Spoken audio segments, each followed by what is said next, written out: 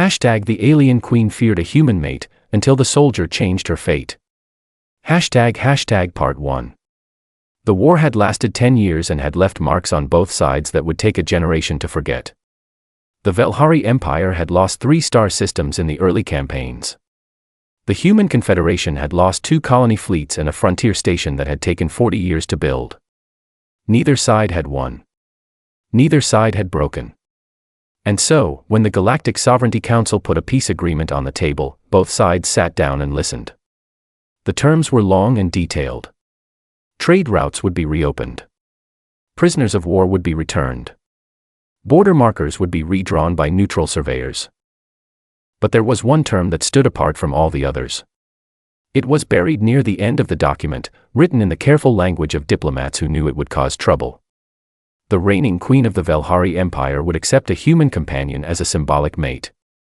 The companion would live in the palace, take part in royal ceremonies, and stand at the queen's side at all official functions. It was a gesture, the council said. A living symbol of unity between 2 peoples who had spent a decade trying to destroy each other.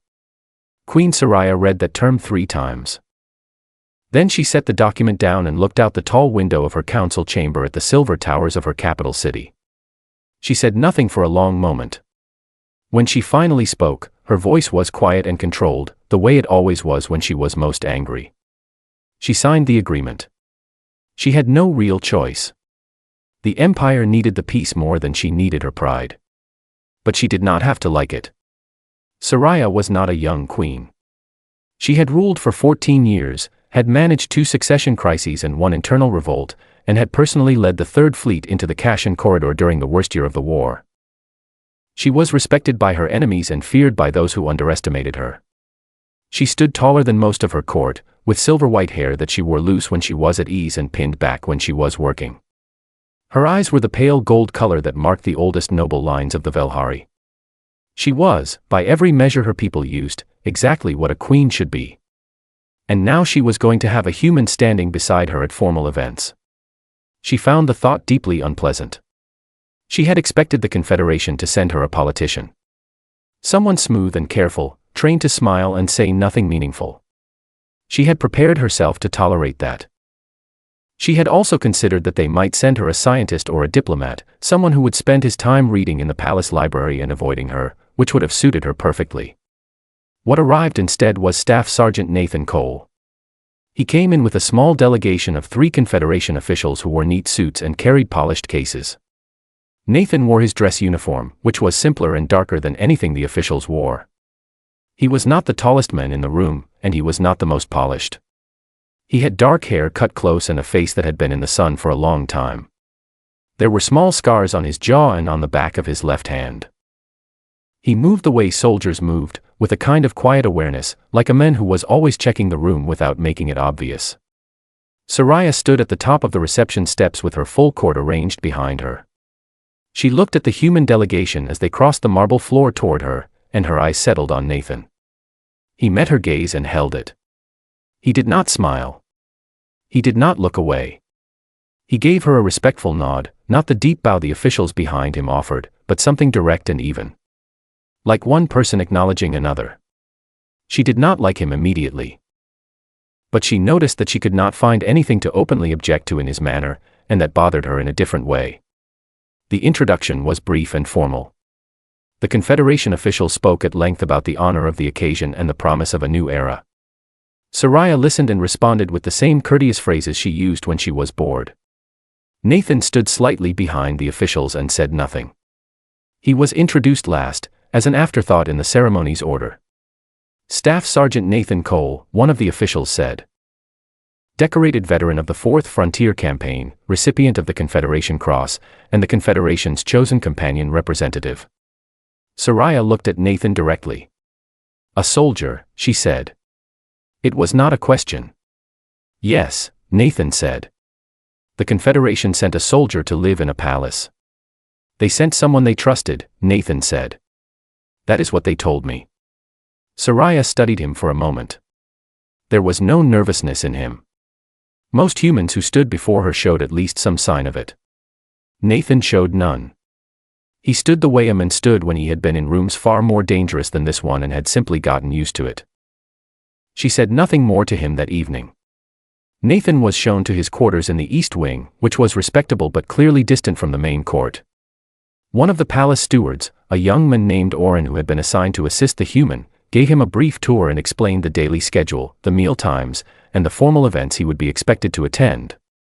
Nathan listened carefully, asked 3 practical questions, and thanked Oren by name. Oren was surprised enough by the thanks that he almost forgot to leave. That first week was quiet and uncomfortable in the way that new situations always were. The palace staff watched Nathan with open curiosity. The royal guard watched him with something less friendly. The queen's advisors watched him with barely concealed disdain, which they expressed mostly through small comments made just loud enough for him to hear. Nathan gave no sign that any of it touched him. He learned the layout of the palace quickly, which was a habit from years of working in unfamiliar environments. He identified which guards rotated at which hours. He noted the location of every exit. He watched the way the court operated, who deferred to whom, which advisors had real influence and which ones only had the appearance of it. He did all of this quietly and without drawing attention to himself. At meals, he sat where he was placed and ate what was served. The Velhari food was strange to him, but he ate it without complaint, which seemed to confuse the stewards who had prepared a separate human menu just in case. After the first few days, he asked Oren if it would be acceptable for him to try learning a few words of the Velhari language. Oren looked at him with wide eyes and said he would find out. The answer came back as a cautious yes.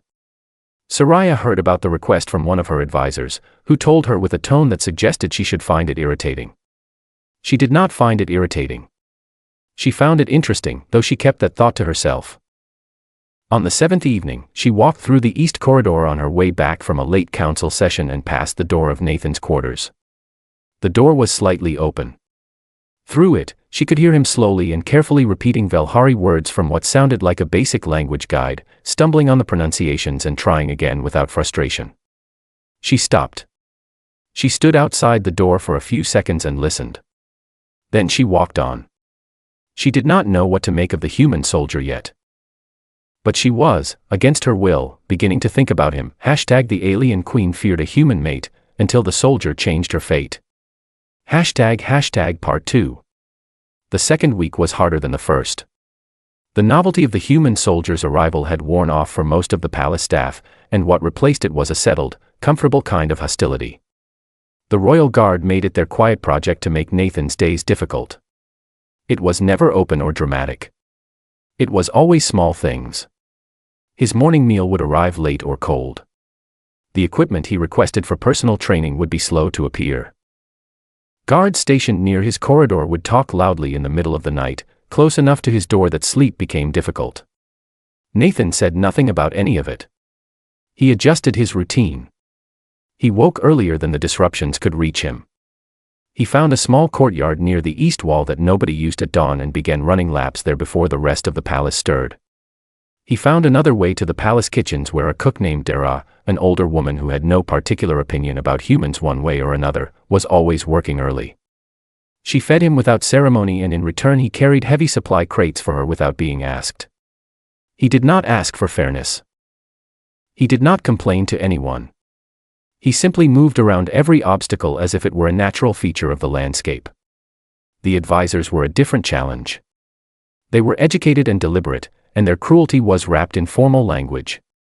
At the first official court function Nathan attended, he was placed at the far end of the reception room, well away from the queen and the main gathering. He stood where he was placed and watched the room. When an advisor named Seveth approached him, it was not to welcome him. Seveth was tall and precise, with a way of looking at people that was designed to make them feel small. He stood close to Nathan and spoke in the common trade language that both species used, his tone pleasant and his words carefully chosen. "You must find the palace very different from a barracks," Seveth said. "It is different," Nathan agreed. "Do you understand the ceremonies? The protocols? Our culture has layers that take years to learn. It must be overwhelming for someone trained in simpler matters." Nathan looked at him calmly. "I am learning," he said. "I find that most things are learnable if you pay attention." Seveth smiled. "Of course. Although some things require more than attention, they require the right kind of mind. Nathan said nothing to that. He simply nodded once and looked back at the room, as if the conversation had reached a natural end. Seveth had no way to push further without being openly rude, and open rudeness was beneath his dignity. He moved away with the satisfaction of a man who believed he had won something, unaware that Nathan had already forgotten him. It was at that same function that the first interesting thing happened in the training yard. The yard was used each morning by the Queen's personal guard, a unit of 12 soldiers who were chosen from the best fighters in the Empire. They trained hard and they knew it, and they had made clear in small ways that they did not consider the human soldier worthy of sharing their space. When Nathan began appearing in the yard during the afternoon hours, when they were finished, they said nothing. On the 12th day, 3 of them were still in the yard when Nathan arrived. They were younger guards, and they had clearly planned it. Their captain, a broad soldier named Vale, spoke first. "The human wants to train," Vale said, looking at the other 2. "Let us see what the Confederation considers a warrior." Nathan set down his water and looked at the 3 of them. "All 3 at once?" he asked. Vale laughed. The other 2 exchanged a look. "One at a time," Vale said. "We are not dishonorable." The first guard was fast. He came in with a Velhari strike combination that was well practiced and sharp. Nathan slipped the first hit, took a glancing blow on his forearm from the second, and ended the exchange in 4 seconds with a controlled takedown that left the guard flat on his back, unhurt but very surprised. The second guard was stronger and more careful. He lasted longer. Nathan took a solid hit to the ribs before finding the opening he needed, and he used it with the same economy and precision, no wasted movement, no showboating. The guard went down. Vale came last. He was better than the other 2. Nathan respected that. The exchange lasted almost a full minute, which in real fighting terms was a long time. Nathan was breathing harder when it was done, and his ribs ached where the second guard had landed his hit. But Vale was on the ground, and Nathan was standing. He offered his hand to Vale. The Velhari captain looked at it for a moment, then took it and let Nathan pull him to his feet. Nobody said much after that. But they stopped leaving the equipment out of the storage room when Nathan asked for it. Soraya heard about the sparring match from 2 separate sources before the day was out. She asked no questions about it. She did not show any reaction. But she walked to the window of her council chamber that evening and stood there for a moment longer than usual, thinking. What bothered her was not that the human had won. It was the way he had won, from the description. Controlled. Careful. No anger, no performance. Just efficiency. She knew what it looked like when a man fought because he had something to prove. Nathan apparently did not fight that way. She turned back to her work and said nothing. The days continued. Nathan attended every ceremony he was required to attend. He wore his dress uniform and stood where he was placed and caused no problems. At one evening ceremony, he was close enough to the Queen for the first time to hear the quiet conversations she had with her advisors between the formal portions of the event. She spoke quickly and listened carefully and made decisions without hesitation. He found himself listening and understanding more of the Velhari words than he expected, and a few times he caught the meaning of a full sentence before he realized he had. Soraya caught him listening once. She turned her head and looked at him directly. He did not look away or pretend he had not been paying attention. He simply met her gaze with the same even expression he always wore. She did not say anything. But after that, she stopped turning her back to him when she spoke. It was a small thing. In the palace full of people watching every move, it probably meant nothing to anyone else. But Nathan noticed it, because he noticed most things, and he filed it away the way he filed everything, carefully, without assumption, and without making more of it than it was. He was not trying to win her over.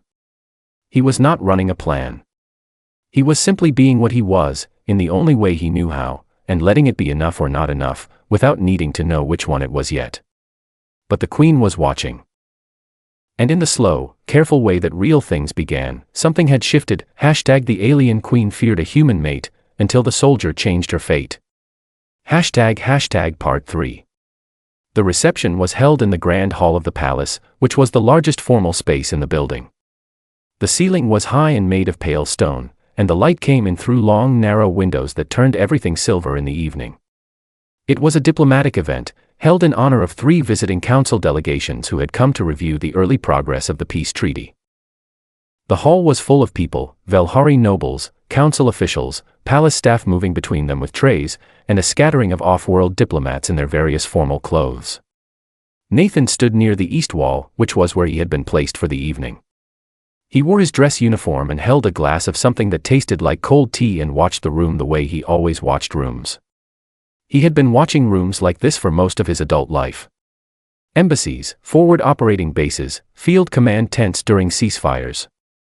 Rooms where people were supposed to feel safe and where the danger, when it came, always came from the direction nobody was looking. He did not think anything was wrong with this particular room. But he watched it anyway, because that was the habit, and the habit had kept him alive through things that should have killed him several times. The first sign was not a sound. It was a gap. A server who had been moving through the north side of the hall stopped appearing. Nathan had been tracking the movement of the serving staff unconsciously, the way his mind tracked all movement in a room, and the gap registered before he fully understood why. Then a second server on the far side of the hall changed direction without reason, moving away from the guests instead of toward them. Nathan set his glass down. He was already moving when the first attacker came out of the service corridor behind the main table. The man was dressed as palace staff and moved quickly, one hand already pulling something from beneath his coat. He was aimed at the queen, who was standing 12 feet away with her back partially turned, deep in conversation with one of the council representatives. Nathan crossed the distance in 3 seconds. He was not close enough to intercept the blade cleanly, and he knew it before he finished the calculation. He did the only thing that made sense. He got to the queen first. He put his left shoulder between her and the attack, felt the blade open a line across his upper arm, and drove his right elbow back hard enough that the attacker staggered. Soraya turned. She saw Nathan bleeding. She saw the attacker behind him.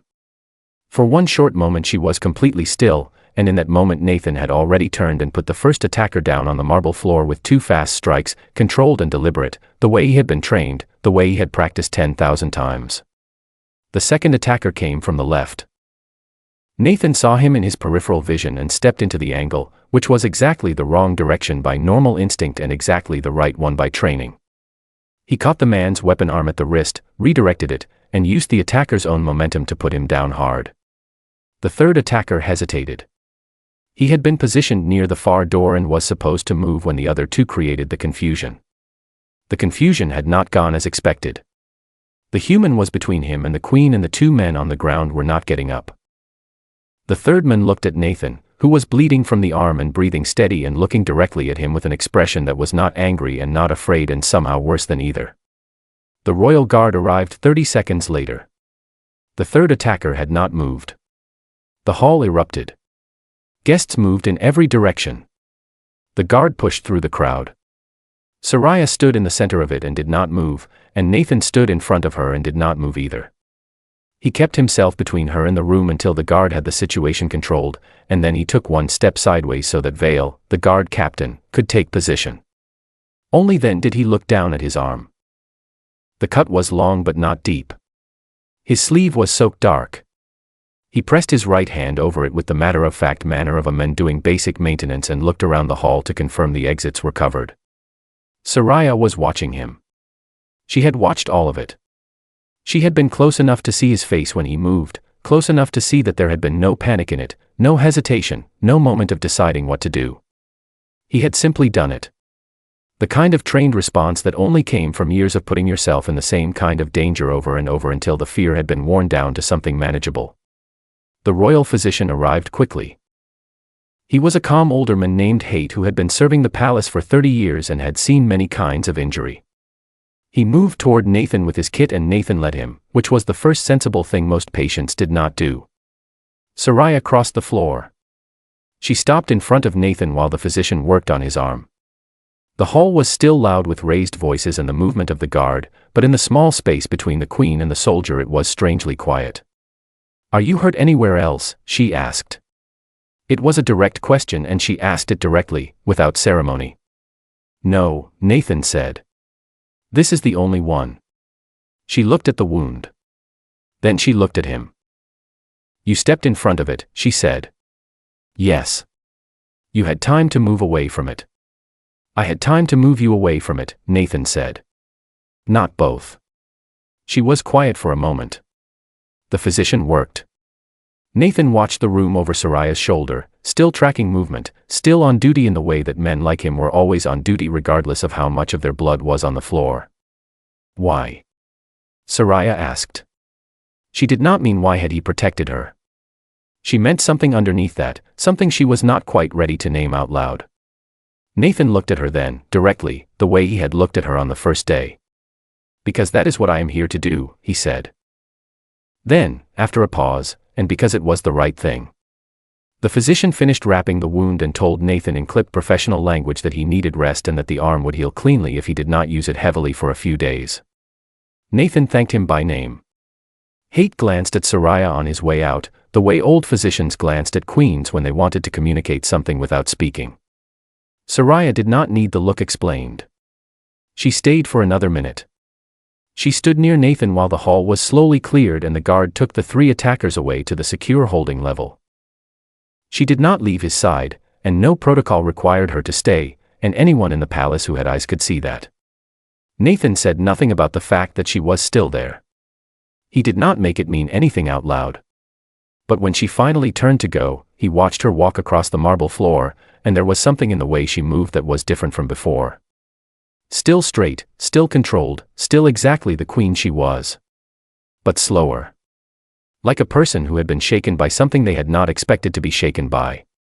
He pressed his hand over the bandage and looked at the long clean floor and the marks where the scuffle had left them, and he breathed out slowly. It had been a bad night. But she was alive. That was the only number that mattered. He picked up his glass from the table where he had left it and finished the cold tea. The alien queen feared a human mate, until the soldier changed her fate. Part 4. The days after the attack were quieter on the surface but louder underneath. The 3 attackers were questioned. By the second day, the Palace Intelligence Service had a clear picture of who had sent them. It was a faction of the old noble families, 6 houses who had lost land and trade rights in the war years and who had decided that the peace treaty, and the human presence it brought, were the perfect things to blame for their decline. They had expected the assassination to trigger a political crisis that they could use to challenge the Queen's leadership and push for a harder line against the Confederation. What they had not expected was the human soldier. Nathan's arm healed faster than the physician had expected, which the physician told him was impressive and which Nathan accepted without comment. He was back in the east courtyard running his morning laps by the 4th day, his bandaged arm held close to his side. Vale watched him from the yard entrance on the 5th morning and said nothing. On the 6th morning, Vale was running alongside him. Nothing formal was said between them about the night in the Grand Hall. But the quality of the silence between Nathan and the Royal Guard changed. It was no longer hostile. It was the silence of people who had been in a situation together and had come out of it with a clearer understanding of each other. Soraya began speaking to Nathan. Not in formal settings, not with the careful distance she had maintained before.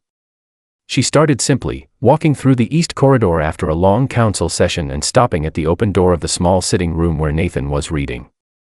She stood in the doorway and asked him a question. What was the 4th Frontier campaign like, she said.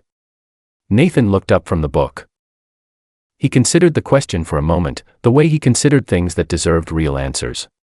Hard, he said. Long. The kind of thing that changes how you see people, because you see what they are capable of when there is nothing left to protect themselves with except what they are made of inside. She came into the room and sat across from him. She did not ask permission and he did not look surprised that she had come. Did you believe the war would end? She asked. I hoped it would, Nathan said. I stopped believing in things I could not influence a long time ago. Hope is different. Hope you can keep even when things are going badly. She was quiet for a moment. Outside, the palace was going through its evening routines. The light through the tall window was going orange and long. You volunteered for this posting, she said. I was told that. Yes. Others refused it. Yes. Why did you agree to come? She asked it the way she asked everything, directly, without softening the edges. Nathan set the book down. Because someone needed to, he said.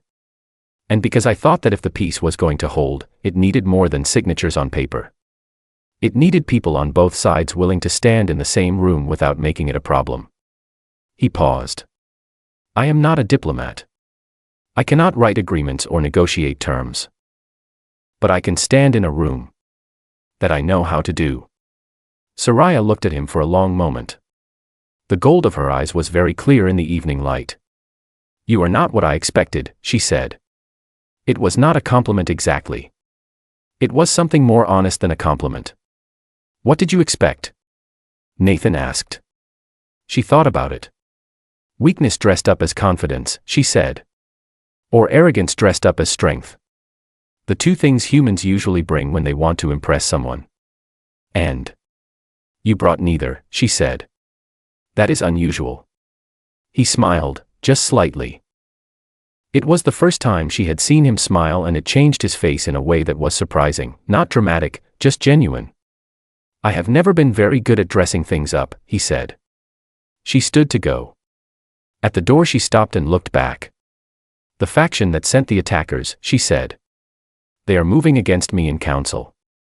They are using the incident to claim that my court is not safe, that the treaty has invited danger into the heart of the empire. Nathan said nothing, waiting. They are going to challenge my authority formally, she said. In the throne room. Before the full court. When? Nathan asked. 4 days, Soraya said. If they can gather enough voices. Will they? Nathan asked. She was honest about it. They may. There are nobles who do not support the faction but who are afraid. Fear moves people when reason does not. Nathan thought about that.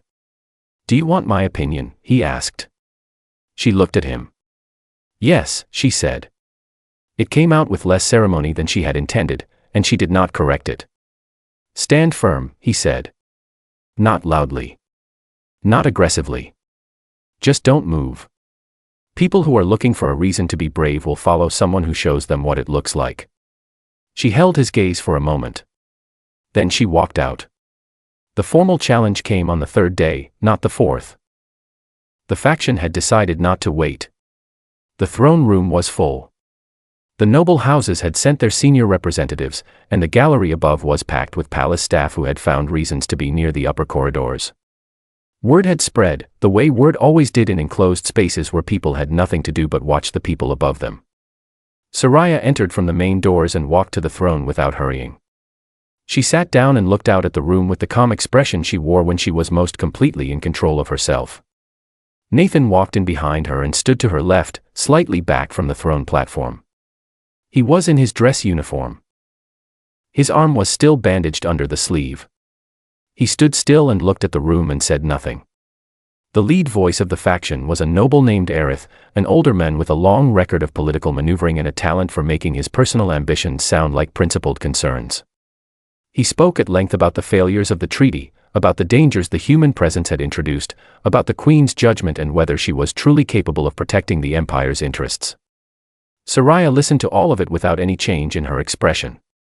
When Aerith finished, she did not raise her voice. She addressed the room with the same steady tone she used in private council, and she took apart every point he had made with the kind of detailed precision that came from knowing exactly what she was talking about. She had done her work. She knew the numbers, the history, the arguments, and the counter-arguments, and she laid them out one by one in plain language without drama. Halfway through her response, Nathan noticed something happening in the room. The nobles who had been on the edge, who had come to see which way the weight fell before they committed themselves, began to settle. Not dramatically. Just a small relaxation in the way they held themselves, a slight shift in the direction they were facing. They were watching the Queen. But they were also watching the scarred human soldier who stood at her side without moving, without looking uncomfortable, without giving the faction anything to point at. Aerith tried once more, a last challenge about the loyalty of a queen who would stand beside a foreign soldier. Soraya's answer was 3 sentences and it ended the argument. The challenge collapsed. The faction did not dissolve, but it lost the votes it needed and everyone in the room knew it. The throne room began to empty. Nathan waited until the room was nearly clear before he moved. Soraya came down from the platform and stopped beside him. She did not say anything for a moment. You stood there the whole time, she said. That is what I came here to do, Nathan said.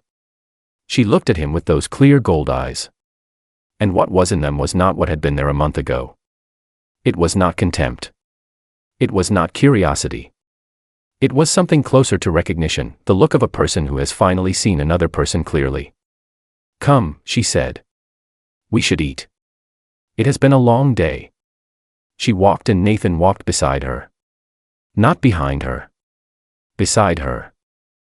And neither of them commented on the change. The alien queen feared a human mate, until the soldier changed her fate. Part 5.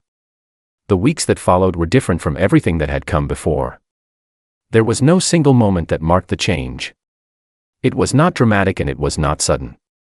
It was the kind of change that happened the way most real things happened, slowly, in the spaces between events, in the accumulation of small moments that each seemed ordinary on its own but added up to something that was not ordinary at all. Soraya and Nathan began taking their evening meals together. It started as a practical arrangement. She had long council sessions that ran into the dinner hour, and the kitchen found it simpler to send one service to the Queen's private dining room rather than two separate ones at two separate times. Nathan appeared the first evening without comment, sat across from her at the long table that was too big for two people, and they ate mostly in silence. By the third evening they were talking. About small things at first.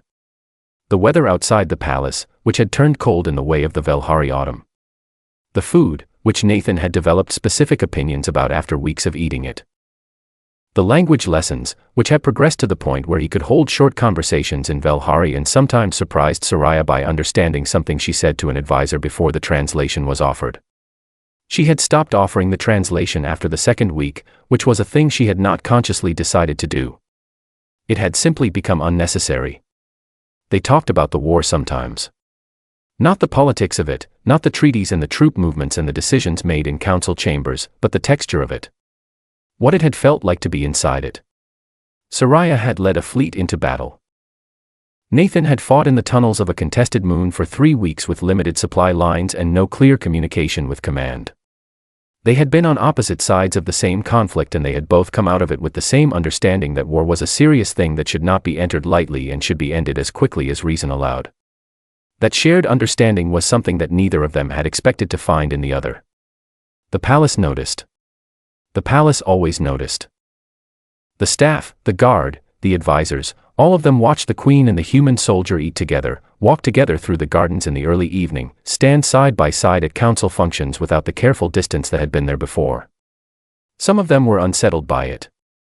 Some of them, particularly among the younger staff, found it quietly interesting in the way that unusual things were interesting. Oren, the young steward who had been assigned to help Nathan from the beginning, had taken to telling the kitchen staff that the human was not so different once you got used to him, which was the highest compliment a palace steward generally managed. Vale, the guard captain, began including Nathan in the morning training sessions without being asked. It was not official. There was no formal announcement. One day Nathan was training alongside the guard and the day after that it was simply the routine. The guards who had once mocked him now competed against him in the yard with the focused seriousness of people who were trying to learn something. The Confederation officials checked in by communication relay once a month. They asked Nathan for reports on the treaty progress and the state of the relationship with the Velhari court. His reports were short and factual. He said that things were stable and improving. He did not say more than that because more than that was his and not theirs. The formal treaty ceremony was scheduled for the end of the third month. It had been arranged well in advance, a gathering of the full Galactic Sovereignty Council and all the delegations involved in the peace process.